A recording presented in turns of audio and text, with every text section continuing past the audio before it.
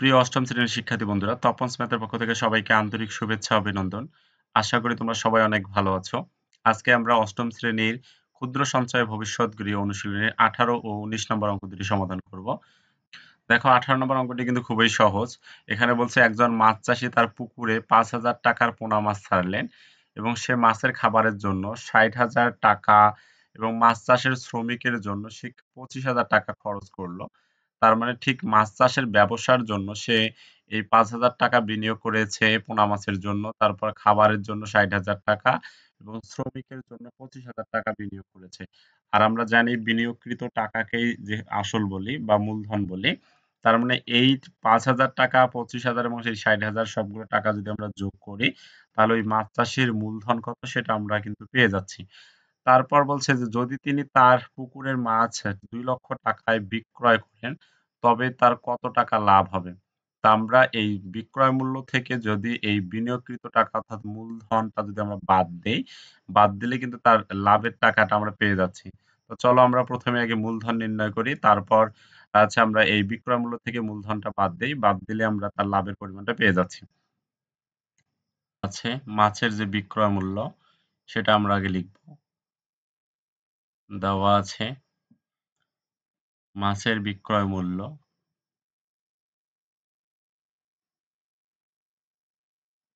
বিক্রয় মূল্য 2 লক্ষ টাকা।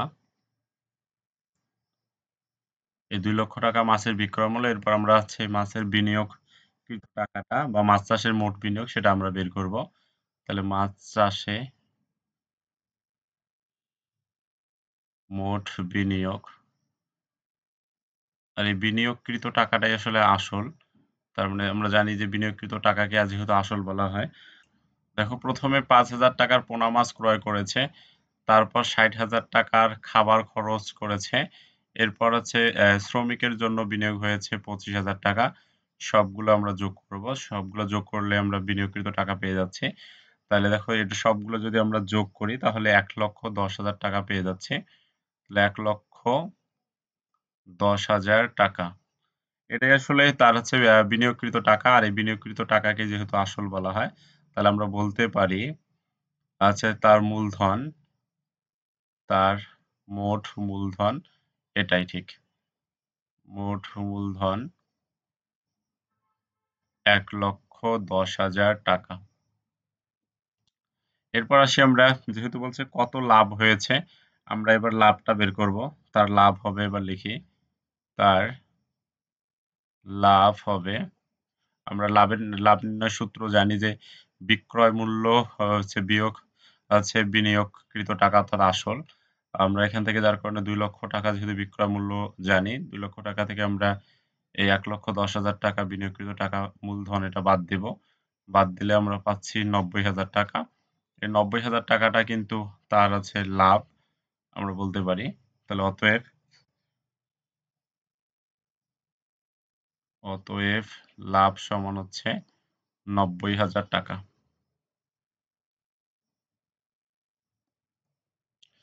এরপর আমরা পরবর্তী অঙ্কটাতে ফিরে যাব।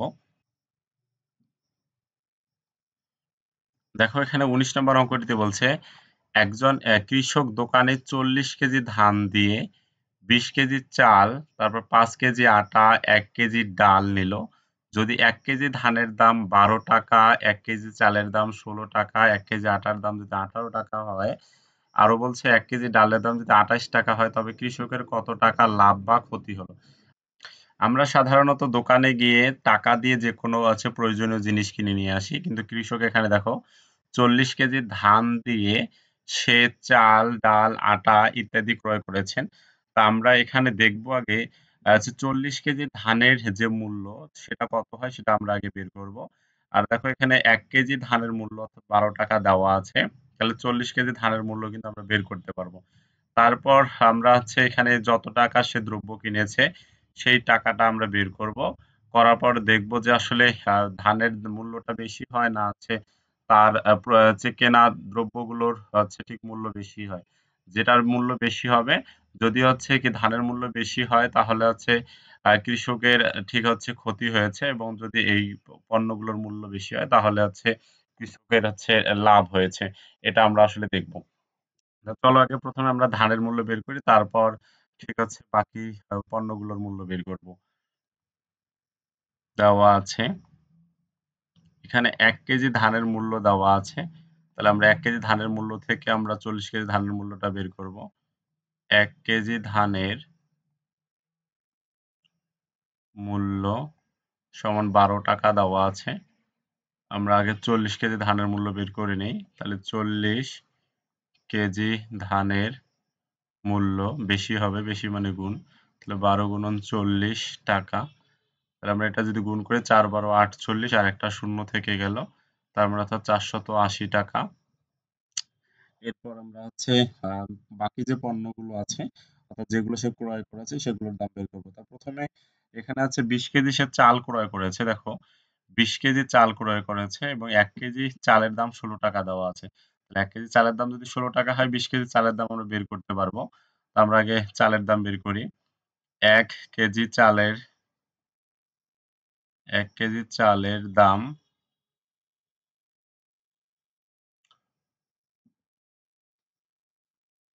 ১৬ টাকা। ১ কেজি চালের দাম ১৬ টাকা হলে ২০ কেজি চালের দাম আমাকে বের করতে হবে। আমরা লিখতে পারি ২০ কেজি চালের দাম যেহেতু বেশি হবে, তো যার কারণে এখানেও গুণ হবে। তাহলে ১৬ গুণন ২০ সমান হচ্ছে কত? ৩২০ টাকা। এরপর দেখো হচ্ছে সে আটা কিনেছেন অর্থাৎ ১ কেজি আটার দাম ১৮ টাকা দেওয়া আছে। ৫ কেজি আটার দাম আমাকে বের করতে হবে। তো আমরা আবার আটার দামটা বের করি। ১ কেজি আটার দাম যেহেতু ১৮ টাকা দেওয়া আছে, আমরা ৫ কেজি আটার দাম এবার বের করতে পারবো। ৫ কেজি আটার দাম তাহলে ১৮ গুণন ৫ টাকা বা বলতে পারি ৫ ১৮ যেহেতু ৯০ টাকা হয়, তাহলে আমরা আটার দাম পেয়েছি। এরপর দেখো আসলে সে ডাল ক্রয় করেছে। মানে দেখো ১ কেজি ডাল ক্রয় করেছে। ১ কেজি ডালের দাম আর বের করার দরকার নেই। কেননা এখানে ১ কেজি ডালের দাম দেওয়াই আছে ২৮ টাকা। যার কারণে আমরা এবার হচ্ছে সবগুলো যোগ করলেই তার হচ্ছে মোট খরচ যে পরিমাণটা সেটা আমরা কিন্তু পেয়ে যাচ্ছি। তাহলে এবার হচ্ছে খরচের পরিমাণটা বের করে ফেলি। অতএব মোট চাল, চাল, আটা ও ডালের ক্রয় মূল্য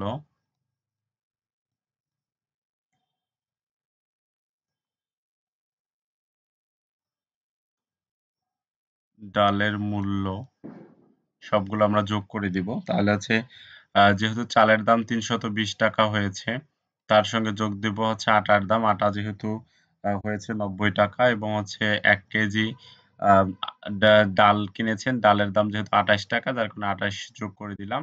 তাহলে এটা মোট করলে তা হচ্ছে সবগুলোর মোট মূল্য আমরা পেয়ে যাচ্ছি। যেটা হচ্ছে যোগ করলে ৪৩৮ টাকা হয়। তাহলে ৪৩৮ টাকা। তার এখানে কৃষকের যে ধানের মূল্য সেটা ছিল ৪৮০ টাকা। অর্থাৎ ৪৮০ টাকার ধান দিয়ে দোকানদারকে ৪৮০ টাকার ধান দিয়ে ঠিক ৪৩৮ টাকার কিন্তু হচ্ছে সে দ্রব্য কিনেছে। তার মানে বেশি টাকার ধান দিয়ে কম টাকার দ্রব্য কেনায় কৃষকের আসলে এখানে ক্ষতি হয়েছে। তো আমরা এই কথাটাই আসলে লিখবো এখানে। লিখতে পারি অতএব কৃষকটি কৃষকটি ৪৮০ টাকার ৪৮০ টাকার ধানের